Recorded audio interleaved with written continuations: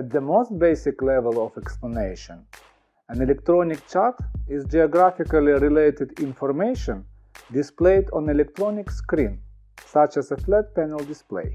Look at the example.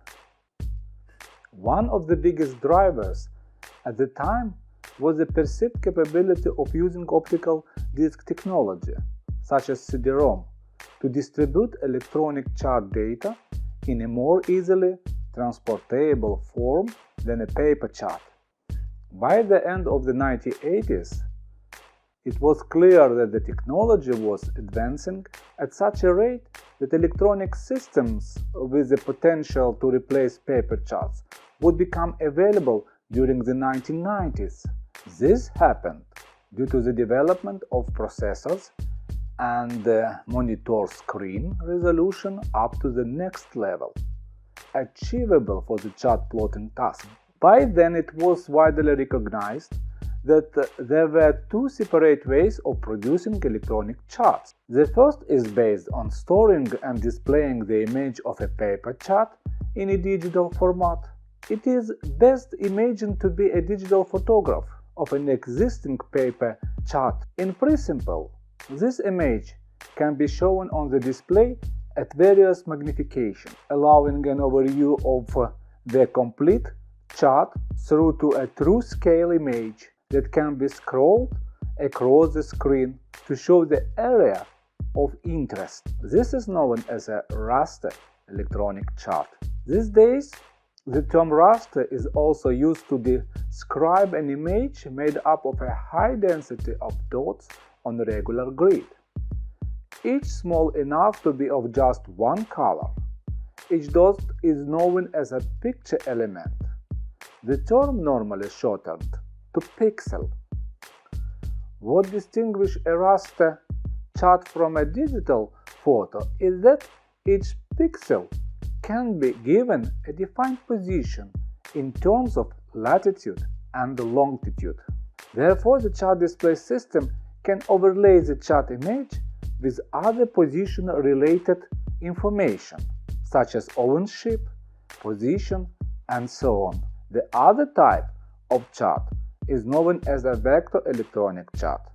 This technology is capable of far more sophistication than a raster chart. A chart image is not stored. What is stored is all the basic information about the charted features, effectively as long list. In particular, this list includes all positional information of features and objects in latitude-longitude coordinates. Vector data can describe all objects, not just point objects. This means, for instance, that depth contours are represented by the lines and channel separation lanes by areas. The vector name comes from computer drawing and game development software, where features such as object geometry, aspect, and position need to be defined so that objects and scenes can be displayed as seen from a particular viewpoint. The use of vector mathematics makes this possible. We need to understand if raster data is zoomed into, the image breaks down into its component pixels. The zooming process acts as magnifying glass. But when zooming into vector data, it is not a simple magnification. The symbology remains at a constant size, but the separation distance between objects increases. So, a vector chart is a database of geographical area, and chart equipment converts the vector data to a chart image on the display. This could be to any projection in principle. This is a part of the reason why vector charts are said to use presentation-independent data. Since vector chart data describes the position and attributes of an object, automatic processes within the electronic chart equipment can detect if the vessel is approaching a potentially hazardous situation, such as shallow water, and give a warning to the mariner. This ability is also used for checking the route for hazards as part of the planning phase. Now is the proper time to name what comprises an electronic chart. There are 5 essential components of the electronic charting system. Here there is data that comprises the digital chart information. At the same time, ECDIS needs the computer hardware, including the processor, semiconductor random access memory, which we call as RAM, hard drive memory, and optical disc readers. At the same time, the electronic chart software that is run by the computer hardware. ECDIS is equipped also with user interface facilities such as display and keyboard and trackball. In the meantime, the ECDIS system requires electronic interconnections to other onboard equipment. Let's leave some remarks about ECDIS main elements. We have to understand that electronic chart data always must be specially prepared by the issuing body, such as hydrographic office, in a closely defined format that is readable by the specific software within the electronic chart equipment. The preparation of official data always performed by or on behalf of a national hydrographic office. The preparation has many inputs, including, for instance, raw depths and coastline data as collected nowadays by survey vessels, aircraft, and satellites, seabed characteristics, defined positions and attributes of aids to navigation, such as buoys and beacons, for example, from data supplied by coastal authorities. Positions of hazard and where care should be taken, such as underwater cables and pipes, wrecks, bridges, and oil platforms. Unfortunately, a significant amount of the base data is old and paper-oriented and remains even now a huge headache to transfer to digital format, except as a raster chart.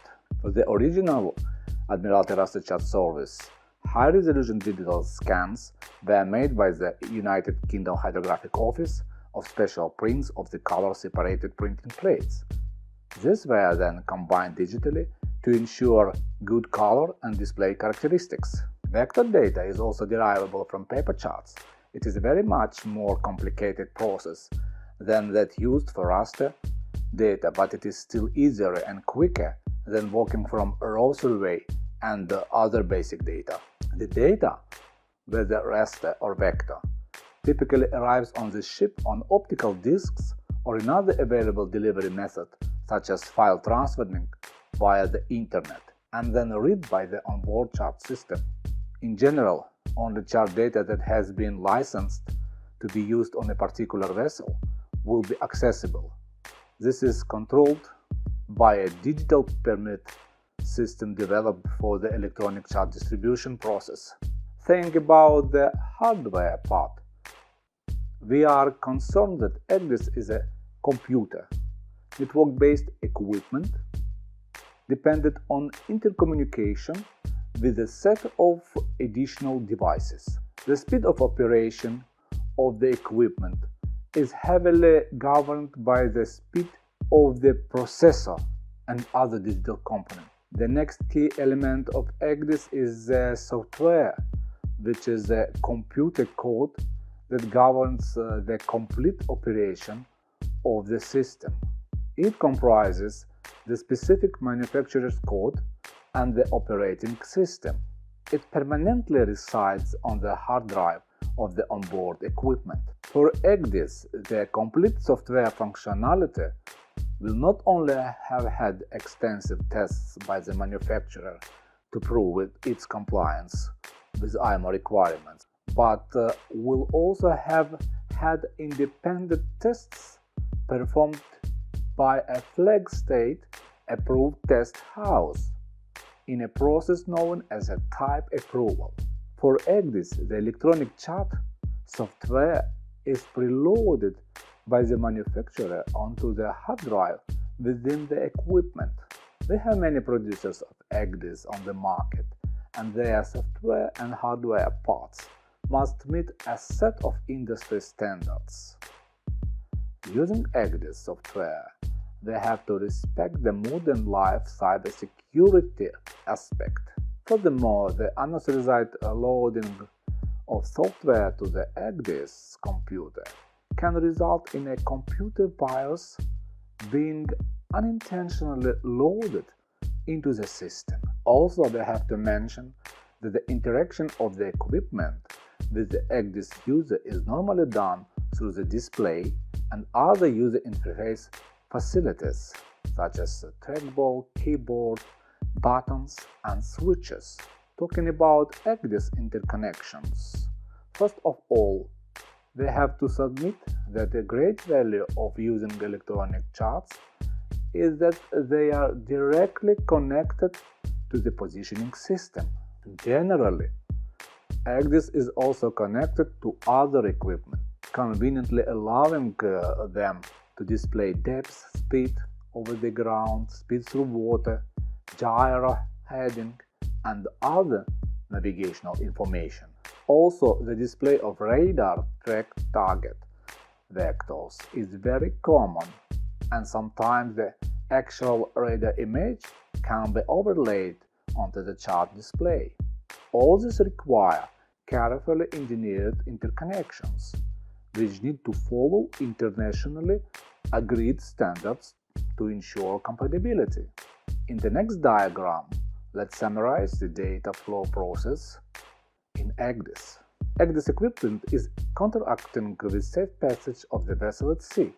It means that the area of ECDIS implementation is strictly regulated to standardize the subject. ECDIS meets a huge legal framework field, which we have to discuss later. But the most important regulation in focus when we talk about ECDIS is the performance standard about it. This document is recommended for an overview of ECDIS users. In the body of generic ECDIS course, we will go through that important regulation in the next video. So follow us at the Q&A on the Marine Radio blog. And you know what to do after you have watched the video. See you and good luck. This is Q&A.